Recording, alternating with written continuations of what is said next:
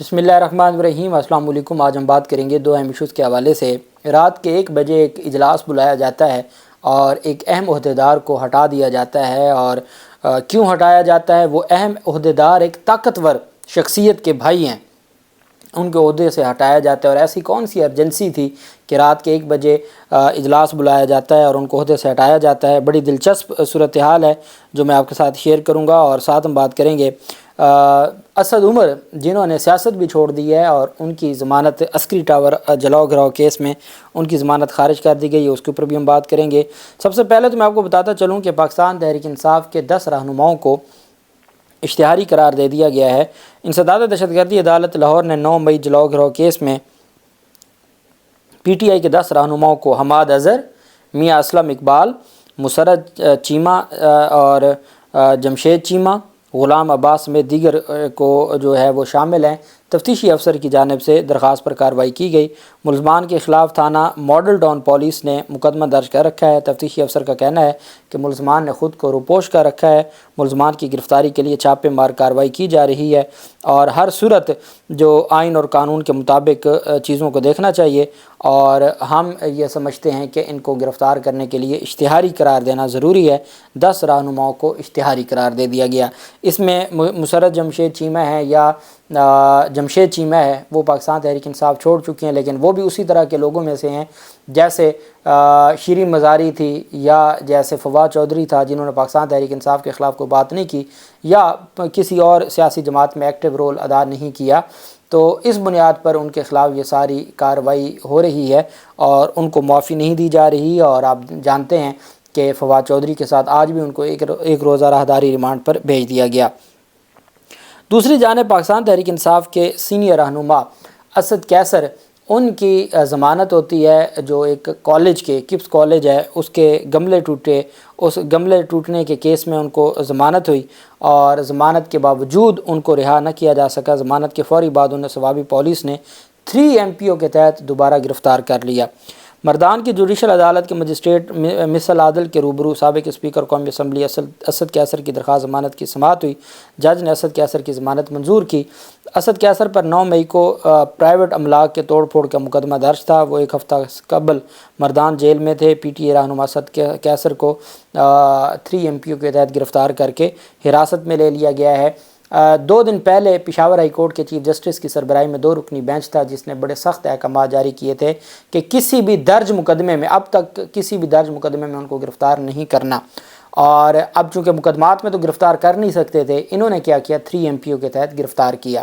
اب میں اس میں یہ سمجھتا ہوں کہ یہ بہت بڑا امتحان ہے۔ یہ بالکل ویسے ہی ہوا جیسا لاہور ہائی کورٹ کے ساتھ پرویز الہی کیس میں کیا پنجاب پولیس نے اور اسلام آباد پولیس نے۔ اب میں سمجھتا ہوں کہ یہ پشاور ہائی کورٹ کی ذمہ داری ہے، چونکہ اب یہ معاملہ پشاور ہائی کورٹ میں چیلنج ہو جائے گا اور پشاور ہائی کورٹ نے اس معاملے کو دیکھنا ہے۔ اب اصل چیز یہ ہے کہ پشاور ہائی کورٹ 11 دسمبر کو صوابی جو اتھارٹیز ہیں ان کو حکم دے کہ اسد کیسر کو عدالت میں پیش کیا جائے، عدالت میں پیش کر کے عدالت سے ہی ان کو رہا کیا جائے۔ اس کی وجہ کیا ہے کہ جب عدالت کے کلیئر کٹ آرڈر تھے کہ آپ نے کسی اور مقدمے میں ان کو گرفتار نہیں کرنا، 12 دسمبر کے لیے ویسے بھی طلب کیا ہوا ہے ریکارڈ کو اور ان کے خلاف مقدمات کو۔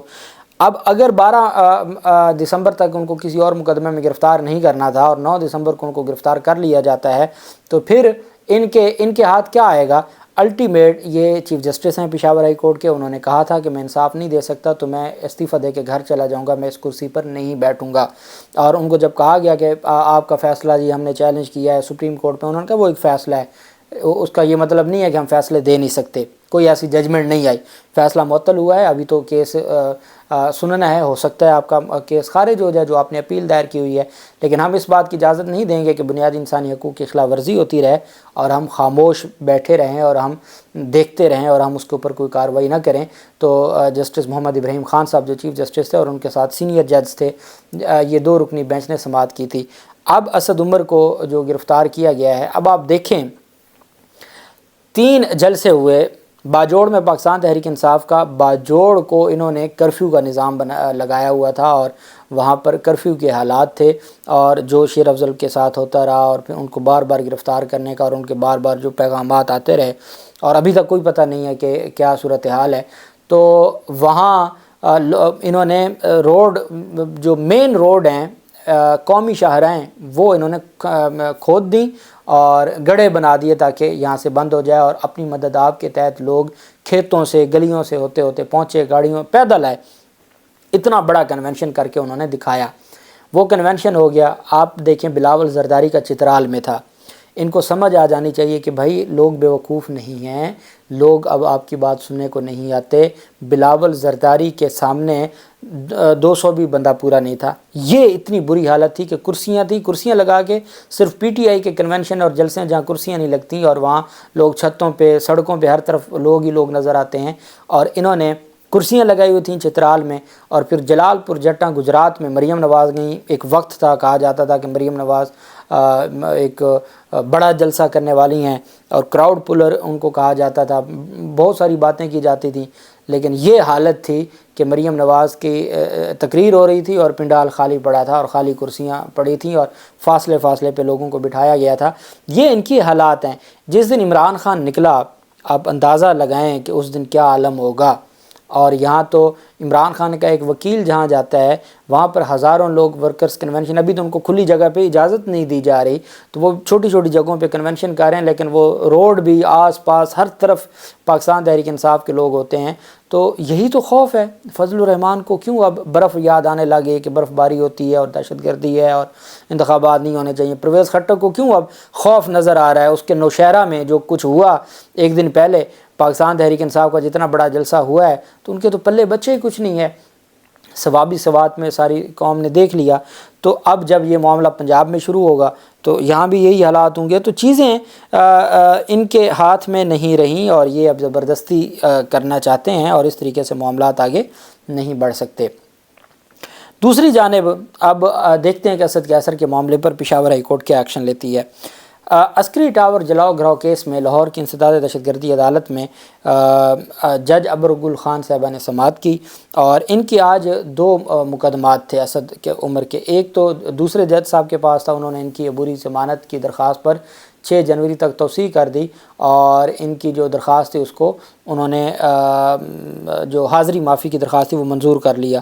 لیکن یہ جو عسکری ٹاور جلاؤ گھراؤ کیس تھا اس میں جج ابرگل خان نے عدم پیروی ان کی درخواست ضمانت خارج کر دی، اور عدالت نے کہا وہاں پہ حاضری معافی کی درخواست دی گئی، عدالت نے حاضری معافی کی درخواست کو مسترد کر دیا، اور عدالت کی جانب سے کہا گیا کہ حاضری معافی کی درخواست منظور نہیں کی جا سکتی، اس وجہ سے ان کی درخواست کو خارج کیا جا رہا ہے، اور عدالت نے درخواست کو خارج کر دیا۔ اور 9 مئی توڑ پھوڑ کیسز میں عمران خان کی جو بہنیں ہیں ان کی درخواستوں پر جج ارشد جاوید نے عبوری ضمانتوں پر سماعت کی۔ شاہ محمود قریشی کے بیٹے زین قریشی اور سابق چیئرمین پی ٹی آئی کی بہنیں عوامی عبوری ضمانت کی میعاد ختم ہونے پر پیش ہوئیں۔ تفتیشی افسر نے عدالت کو بتایا کہ ملزمان کی تفتیش نامکمل ہے۔ تمام ملزمان کو پیر کے روز 4 بجے جے آئی ٹی کے روبرو پیش ہونے کا کہا گیا ہے۔ عدالت نے ملزمان کی عبوری ضمانتوں میں 9 جنوری تک توسیع کر دی، اور عدالت نے جو اسد عمر ہے جناح ہاؤس حملہ کیس میں اسد عمر کی 1 روزہ حاضری معافی کی درخواست منظور کر لی۔ اب ان تمام مقدمات میں جو سماعت ہوگی وہ 9 جنوری کو ہوگی۔ 9 جنوری تک توسیع دی ہے انسداد دہشت گردی عدالت کے جج نے، جبکہ جو دوسرا کیس ہے عسکری ٹاور کیس اس میں ضمانت خارج کر دی گئی ہے اسد عمر کی۔ بھلے انہوں نے پاکستان تحریک انصاف بھی اور سیاست بھی چھوڑ دیا، اس کے باوجود یہ سارا معاملہ ہوا۔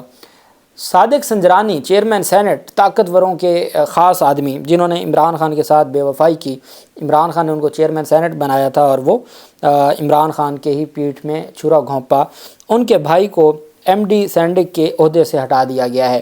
پیٹرولیم ڈویژن کی جانب سے نوٹیفیکیشن جاری کر دیا گیا ہے۔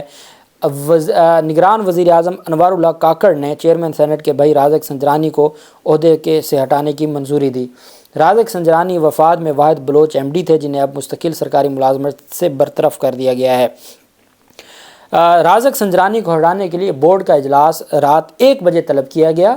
رات 2 بجے رازق سنجرانی کو عہدے سے برطرف کیا گیا۔ رازق سنجرانی پیٹرولیم ڈویژن کے مستقل سرکاری ملازم تھے۔